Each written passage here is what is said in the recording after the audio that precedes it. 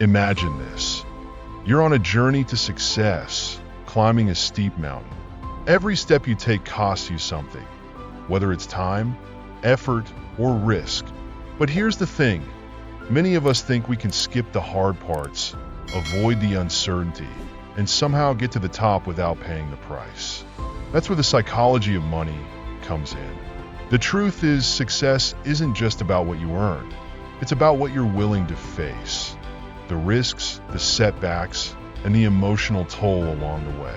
But what if I told you that success and wealth are more than just talent and hard work? What if it's all about understanding the price you have to pay and learning to embrace it? Stay with me as we explore how the choices you make in your financial journey aren't just about what you do, but about how you think. Keep watching until the end, because these lessons could change the way you see money forever. Money is something that some people have, some don't, and some have figured out how to manage, while others are still chasing after it. You might think of money as just numbers, spreadsheets, and math. Or perhaps it feels like an equation that needs solving. But the real decisions about money aren't made with calculators. They're made around dinner tables, influenced by ego, pride, fear, and personal history. The true nature of money is a mix of cold calculations and human behavior. When it comes to money, we're complex beings, and financial success isn't just about how much you know. It's about how you act. This video is inspired by Morgan Housel's insightful book, The Psychology of Money. Let's explore the strange human side of money. We all have different backgrounds. Our parents earned different incomes, held different values, and lived in different parts of the world. We were born into various economic conditions with different opportunities and incentives. As a result, we each have unique experiences with money. Take the stock market and inflation, for example. People born in 1970 saw the S&P 500 nearly multiply tenfold during their teenage and early adult years, leading most to have a positive view of the stock market and a greater desire to invest. Meanwhile, people born in 1950 saw the stock market barely move during their younger years, leading them to view it more negatively and be less likely to invest. Those born in the 1960s experienced high inflation during their youth, making them more aware of its impact and generally more cautious about its effects. On the other hand, people born in 1990 grew up with relatively low inflation, which made them less concerned and less aware of how it could affect them.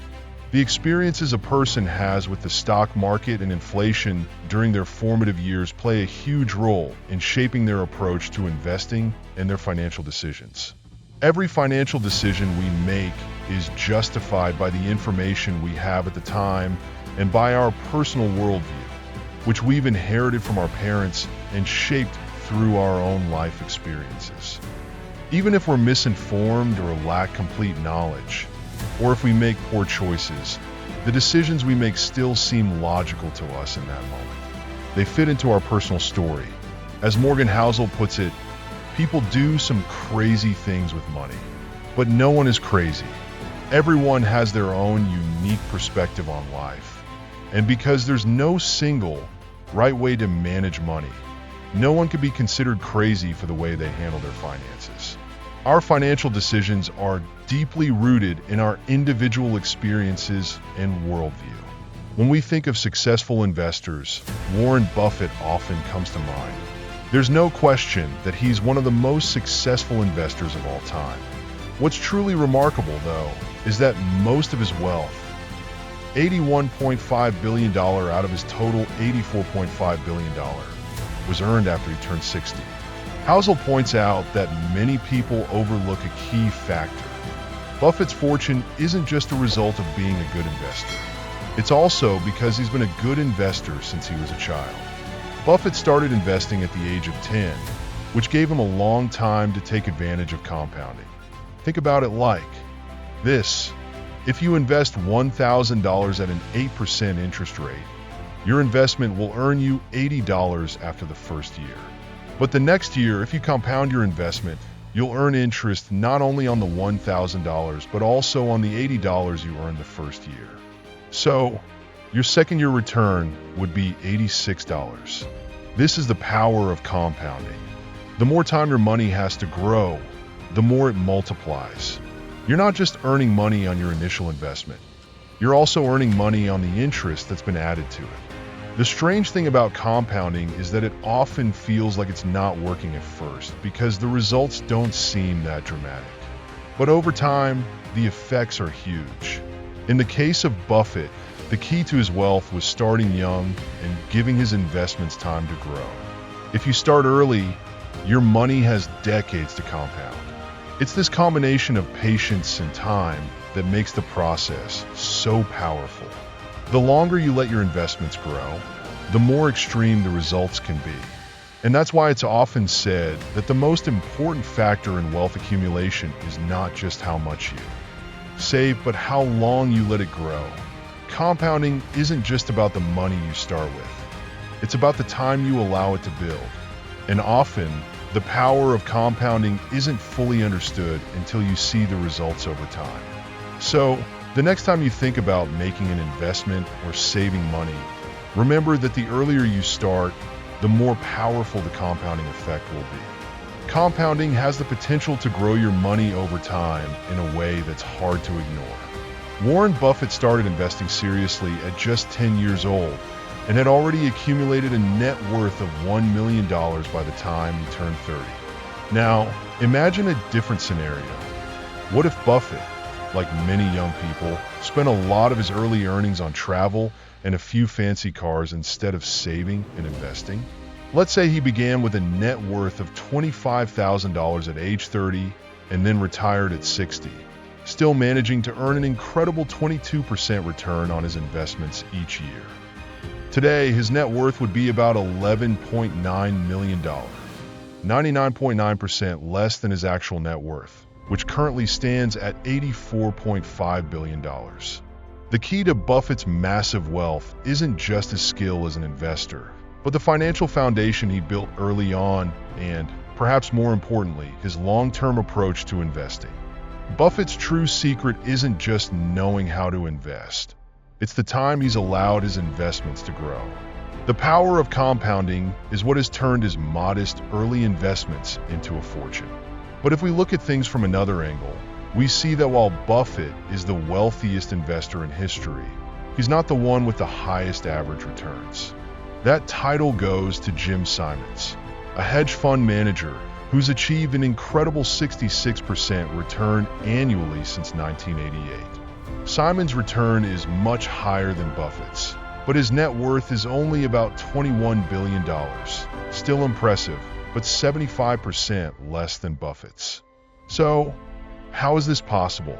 According to Housel, the reason is that Simons didn't find his investing groove until he was around 50 years old.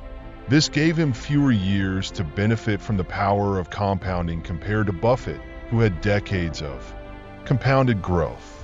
Housel goes even further in his analysis. He estimates that if Jim Simons had started investing as early as Buffett and had the same amount of time to compound, his net worth today would be staggering.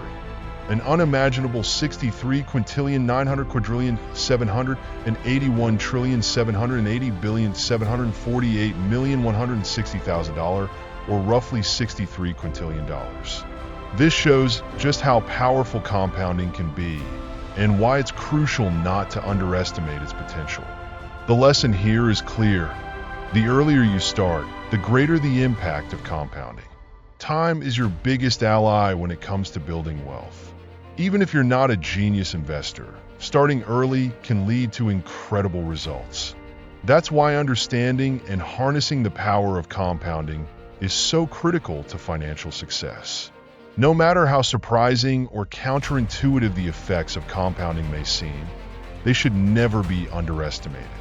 When it comes to money, we often lean towards pessimism, even though optimism suggests that over time, the chances of a positive outcome are in our favor, even if setbacks happen along the way. But why is it that we naturally embrace pessimism instead of optimism, especially regarding money? The answer lies in the fact that good things take time and don't happen overnight. Money is a topic that tends to attract pessimism for many reasons. First of all, it matters to all of us. When we hear about bad news in the economy, we can't help but pay attention. For instance, if the stock market drops by 40% in just 6 months, it immediately grabs our attention, and we may even see government intervention to fix the situation. But on the flip side, a steady 140% increase over 6 years often goes unnoticed. It's the same with other areas of life. For example, in the past 50 years, medicine has saved 500,000 American lives each year. But slow, steady progress doesn't capture as much attention as sudden, dramatic losses like plane crashes, terrorism, or natural disasters. Overnight tragedies make the headlines, while gradual improvements are rarely as dramatic or eye-catching. While there are many sudden tragedies, we rarely see overnight miracles. But here's the thing, we don't have to adopt a pessimistic outlook. Despite challenges along the way, it's still possible to believe that, over time, the chances of a positive outcome are in our favor. When the news highlights a stock market crash, economic struggles, or other financial crises, try to keep in mind that things tend to get better with time. There's always an underlying trend of progress, even if it's not immediately visible. Now let's take a step back and look at some history. In 1968, there were roughly 300 million high school-aged people in the world, and among them, only 300 students attended a small school in Seattle called Lakeside. This seemingly insignificant group of students was about to play a major role in shaping the future. They weren't aware of it at the time, but their journey was just beginning. In 1968, Lakeside was the only high school in the world with the foresight to lease a computer, the Teletype Model 30. This wasn't just any computer, it was an advanced machine. For its time, one that even graduate students didn't have access to. For one lucky student at Lakeside, this opportunity would change everything. That student was Bill Gates. Out of the 300 million high school-age kids around the world at the time, Gates was one of the rare few with access to this cutting-edge technology. Along with his schoolmate Paul Allen, he would go on to create Microsoft. Even as a teenager, Gates displayed exceptional intelligence, a strong work ethic, and a vision for computers that no one else had. Attending Lakeside gave Gates a 1 in a million competitive advantage and a head start in the tech world. Gates himself has openly acknowledged this. In 2005, he said if there had been no Lakeside, there would have been no Microsoft. But what isn't often mentioned in the early days of Microsoft is that there was a third brilliant student in the group, Ken Evans. Kent was just as intelligent and visionary as Gates and Allen. He could have easily been one of the founders of Microsoft, but tragically, he never had the chance. A mountaineering accident claimed Kent's life before he graduated from high school. The odds of a high school student dying in a mountaineering accident are around 1 in a million. Just as an incredibly rare stroke of luck propelled Bill Gates and Paul Allen to greatness, Kent Evans experienced a similarly rare event, an encounter with what Housel refers to as the close sibling of luck, risk. Luck and risk are like the wind and waves that determine the direction of a sailboat. While the sailor can control the rudder and the sails, the speed and course of the boat are ultimately influenced by external factors that can't be fully predicted or controlled. The pursuit of success is full of unexpected twists and turns. Luck and risk play significant roles in shaping the path our lives take, and it's crucial to recognize their influence. Success is not just about talent and hard work. It's also about the unpredictable factors of life that can either push us forward or hold us back. Understanding that success is a complex combination of talent, luck, and timing can help us approach our own financial decisions with greater humility. It reminds us that while we can control certain aspects of our lives, there are forces beyond our control that will shape our future. Many people chase wealth with the belief that it will bring happiness. But according to Housel, The true key to happiness lies in the ability to do what you want, when you want, with whom you want, for as long as you want. Ironically, the pursuit of material wealth has led many to work harder, giving up control over their time, even though they are wealthier than ever before. Studies show that having control over your life is one of the strongest predictors of feeling good, more so than your income, the size of your home, or how prestigious your job is. In the end, controlling your time gives you the highest return on your money. Chasing wealth without considering time is like trying to fill a bucket with a hole in it. No matter how much water you pour in, it just keeps leaking out. In the same way, no matter how much money you gather, it won't bring lasting happiness if you don't have control over your time and can't enjoy what you've worked for. Take Heinz Berggruen, for example.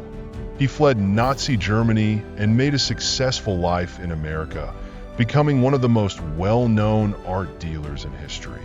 Over time, he built an impressive collection, including works by famous artists like Picasso, Klee, and Matisse. In 2000, he sold part of his collection for more than 100 million euros. But what was his secret to acquiring so many masterpieces? Was it skill or just luck? According to Horizon, a research firm, great investors in art don't just rely on luck or instinct. Instead, they buy large quantities of art and hold on to them for long periods. They wait for a few pieces to become famous and significantly more valuable, even though most of the pieces they collect might not be worth much initially. It's not about being right all the time. It's about having a diverse collection and waiting for a few pieces to emerge as winners. In fact, Berggruen could have been wrong about 99% of the artwork he acquired, and it wouldn't have mattered much. If the other 1% turned out to be works by artists like Picasso, that small number of valuable pieces would make all the difference. These types of situations are called long-tail events, where a few rare occurrences can account for the majority of results. The long-tail events in Berggrun's art collection ultimately led to his great fortune. The story of Heinz Berggruen teaches us an important lesson about investing, and the idea of long-tail events can be applied to many aspects of business and investing. A clear example is venture capital. Most startups in a venture capital fund will fail, losing money for the fund. However, the fund only needs a few big winners, startups that return 20 times or more on the investment to cover the losses. Take Amazon, for example. In 2018, despite being just one company, Amazon was responsible for 6% of the return on the S&P 500. If we look deeper into Amazon's growth, we can see that it was largely driven by two tail events: Amazon Prime and Amazon Web Services. These two products alone made up for all of Amazon's less successful experiments, such as the Fire Phone and its travel agency ventures. After the Fire Phone failed spectacularly, instead of apologizing to shareholders, Jeff Bezos responded, saying, "If you think that's a big failure, we're working on much bigger failures right now." I am not kidding. Some of them are going to make the Fire Phone look like a tiny little blip.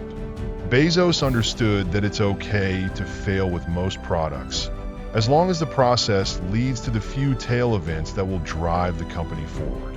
Tail events are often counterintuitive and hidden from view because we only see the final results and not all the failures that led up to them. Housel, in his book, uses the example of a stand-up comedian. When you watch a comedian special on Netflix, you may think, "Wow, this comedian is amazing." What you don't see are all the failed jokes they tried out in small clubs across the country before that special. The Netflix special is the final product, a collection of the successful jokes, the 1% that made people laugh. The other 99% were probably just okay. When it comes to investing, even though long tails are common, most of us tend to ignore them.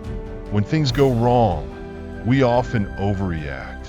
But once you accept that tail events drive everything in business, investing, and finance, you realize that many things may fail, fall apart, or go wrong along the way. Remember, out of nearly 500 stocks Warren Buffett has picked, just 10 of them have made up the majority of his wealth. Good stock pickers are often right only about half of the time. Good leaders make the right decisions just as often. Being wrong at times doesn't mean things won't work out in the end. Success is often determined by just a few key moments. It's crucial to understand the difference between being rich and being wealthy.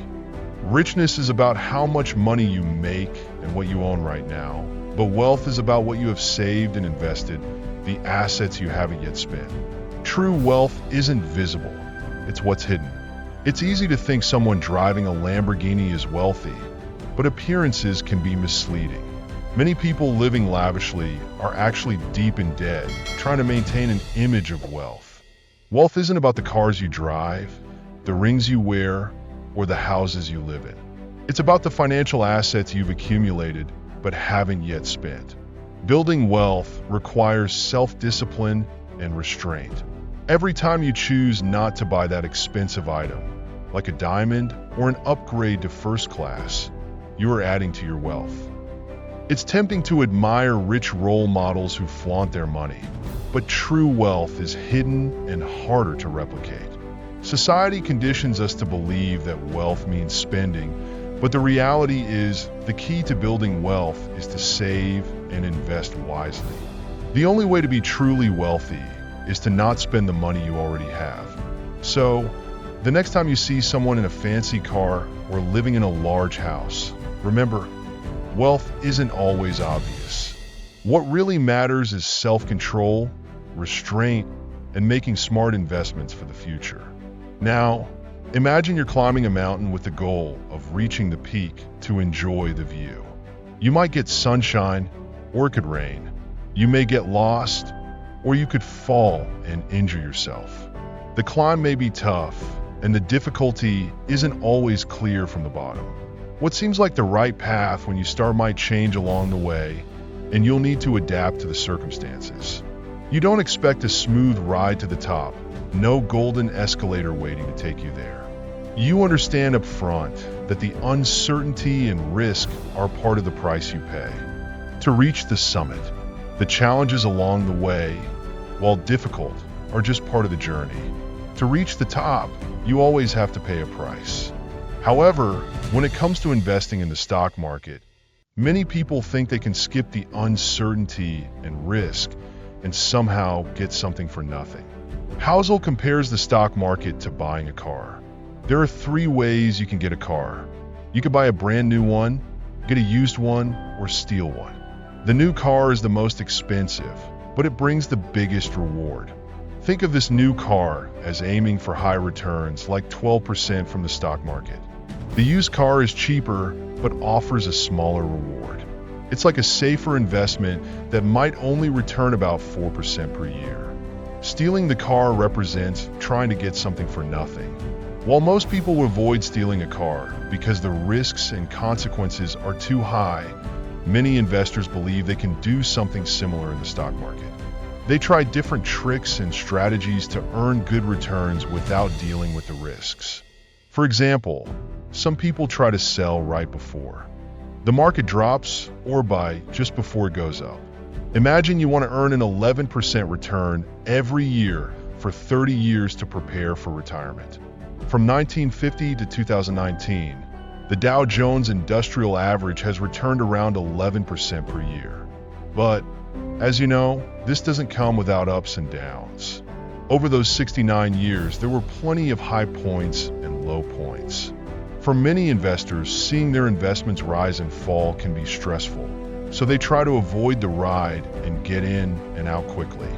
They want to avoid the volatility and uncertainty, which is like trying to steal the car. The price of investing isn't just about the money you pay.